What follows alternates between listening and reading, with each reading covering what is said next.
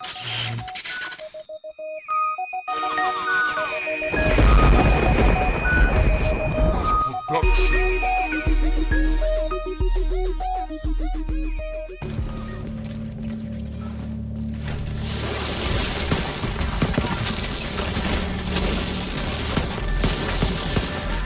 work. Continue clearing the building.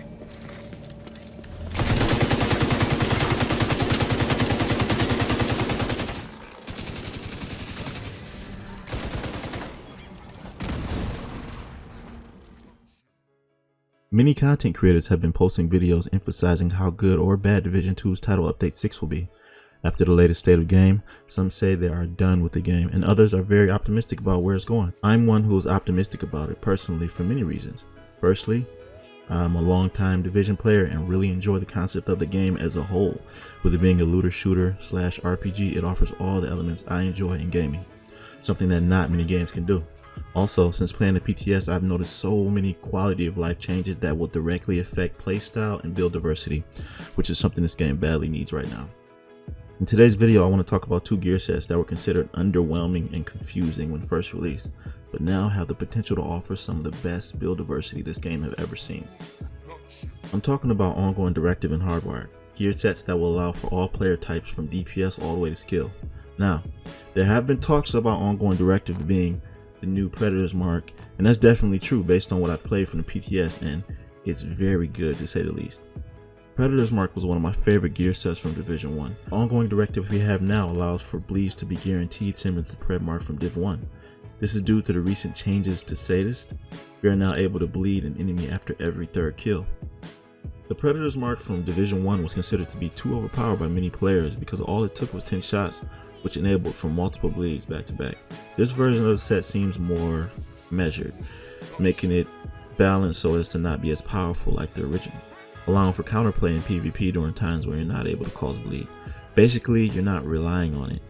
It actually requires skill. Ongoing Directive is not only good for Predator's Mark, it also has many other build options. This is due to the BTSU data gloves. When I first got these, I thought to myself how great it would be to create status effects just from getting kills. But I was never able to do this because the right tool was the 6th piece of the Ongoing Directive, leaving absolutely no room for the exotic gloves. But now that we can achieve all set bonuses with just 4 pieces, well, this opens up Pandora's box. It is the only gear that you can run besides Trauma, Eyeless, and Ignited that allows you to activate the gloves without having to use another skill. This means that it is the perfect blueprint for the perfect hybrid. Hybrids are all about utilizing skills and weapons at the same time while being powerful on both fronts. So whatever skill you want to use comes with another skill for your survivability, enabling for some of the strongest, most balanced builds we've seen. So we know Ongoing Directive is for DPS and hybrid builds, but there is another set completely on the other end of the spectrum, Hardwired. My friends and I would often discuss which specialization would come after Gunner. They'd say another DPS type of specialization. Me, I never felt that way. I always believed it would be of an engineer archetype, specifically technician. Some of you maybe have seen or heard of the new Hive skill that will most likely be included in the next specialization that is released. This is why Hardwire would be the go-to gear set for skill builds. This new Hive is called Drones Stock and is described as being a skilled mechanic in armed forces. The explanation states that it sends out microelectric booster drones that expend themselves to increase allied skills efficiency and refresh their duration. The Hive skill in general has been completely changed in its functionality. The cooldown performs like the chem launcher, where you're not waiting all day for it to come back. When you're finished using it, you can either destroy it. Doing it this way would take away half of its charges, or you could just simply pick it up for free. How sweet is that? So if this specialization is not a technician, then I would really be surprised. Hardwire does take a nerf with the skill damage being taken away from it, but with the versatility that comes with this 4-piece, it's a fair trade-off for me. You know, so many people are upset about the nerfing of the Eagle Bearer along with Pulse and On the Ropes, but that's just what this game needs. The buffs to every other weapon will put mostly everything on an even kill. Don't worry, the exotics will still be exotic. I mean, what other weapon gives you plus 35% damage and 100% reload after a kill?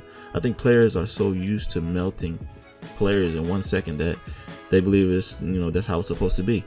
If you can get a build right, you will still be able to do that in a way that I'm sure is satisfying to you. This current meta build is so overpowered because of that there's no counter to it. The difference with status effects and skills are that they can be mitigated with hazard protection and disrupts.